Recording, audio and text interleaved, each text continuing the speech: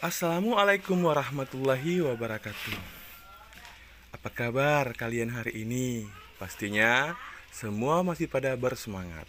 Untuk pertemuan hari ini, kita akan membahas tentang tema 2, subtema 3, pembelajaran 1. Sudah siap semua belajar? Sekarang kita masuk ke materi. Masih ingatkah kalian tentang proklamasi? Nah, tentunya masih ingat kan? Proklamasi merupakan awal terbebasnya rakyat Indonesia dari belenggu penjajahan, di mana teks proklamasi itu dibacakan pada tanggal 17 Agustus 1945 tepat di depan rumah Soekarno di kawasan Pegangsaan Timur, Jakarta. Nah, teks proklamasi tersebut ditulis tangan oleh Insinyur Soekarno dan kemudian diketik oleh Sayuti Melik. Siapa itu Sayuti Melik? Muhammad Ibnu Sayuti atau Sayuti Melik itu dilahirkan di Sleman, Yogyakarta pada tanggal 22 November 1908.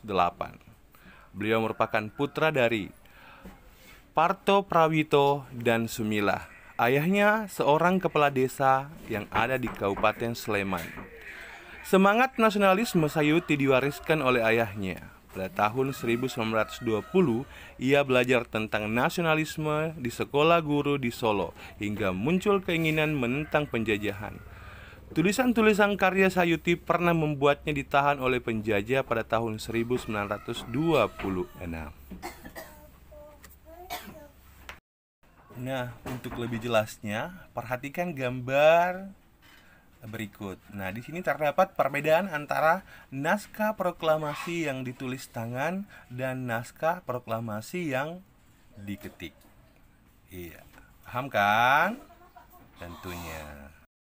Dari teks bacaan yang berjudul Sayuti Melik pengetik teks proklamasi, di dalamnya terdapat kata-kata baku. Apakah kalian tahu apa itu kata baku? Untuk lebih jelasnya, perhatikan penjelasan berikut ini. Kata baku adalah kata yang digunakan sesuai aturan atau kaidah berbahasa Indonesia yang sudah ditentukan sebelumnya. Pengertian baku juga merupakan kata yang penggunaannya sudah sesuai dengan ejaan dan aturan pedoman bahasa Indonesia yang baik dan benar dan bersumber dari Kamus Besar Bahasa Indonesia. Sedangkan pengertian kata tidak baku merupakan kebalikan dari kata baku, yakni penggunaannya tidak sesuai dengan aturan atau kaidah berbahasa Indonesia yang sudah ditentukan sebelumnya. Penggunaan kata baku biasanya digunakan untuk pengungkapan bahasa yang bersifat resmi dan bentuk surat maupun naskah pidato. Sedangkan kata tidak baku itu digunakan dalam percakapan sehari-hari yang terkesan lebih santai dan tidak kaku, seperti yang kalian lakukan di rumah masing-masing. Untuk lebih mengetahui perbedaan antara kata baku dan kata tidak baku, perhatikan ciri-cirinya. Ciri-ciri kata baku itu adalah tidak dipengaruhi oleh bahasa daerah tertentu, tidak dipengaruhi oleh bahasa asing, bukan bahasa percakapan, pemakaian imbuhan pada kata bersifat eksplisit, pemakaian kata sesuai dengan konteks kalimat, dan seterusnya. Sedangkan ciri-ciri kata tidak baku itu umumnya digunakan dalam bahasa sehari-hari, dipengaruhi oleh bahasa daerah, dipengaruhi oleh perkembangan zaman, dan bentuknya dapat berubah-ubah, dan seterusnya. Sudah tahu kan?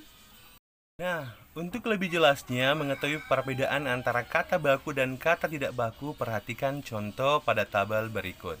Nah, contoh kata baku adalah nasihat, sedangkan kata tidak bakunya adalah nasehat. Apotek baku, sedangkan apotik tidak baku. Cuma baku, cuman tidak baku. Jadwal baku, jadwal tidak baku, dan seterusnya. Itu contoh ya. Mungkin masih banyak contoh-contoh yang lain yang kalian bisa temukan. Setelah kita mempelajari tentang kata baku dan tidak baku, sekarang kita beralih ke manfaat hewan dan tumbuhan bagi kehidupan manusia. Nah, Yang pertama adalah manfaat hewan bagi manusia. Saya kira semua sudah tahu ya. Perhatikan modul kalian halaman 73 seperti yang tertera pada gambar di atas. Nah, berikutnya merupakan manfaat tumbuhan bagi manusia. Ya, terdapat di gambar ya. Di modul juga kalian terdapat halaman 73. Dibaca ya. Dan berikutnya adalah manfaat hewan bagi lingkungan. Nah, mungkin kalian bisa baca kembali buku kalian pada halaman 74 untuk lebih jelasnya. Ya, jelas kan semuanya? Demikian materi kita hari ini. Mudah-mudahan kalian dapat lebih memahami dan mengerti tentang apa yang Bapak jelaskan pada pertemuan kali ini. Dan mengenai tugasnya, Bapak akan kirimkan setelah kalian menonton video ini. Tetap semangat meskipun belajarnya di rumah masing-masing. Assalamualaikum warahmatullahi wabarakatuh. Tetap semangat.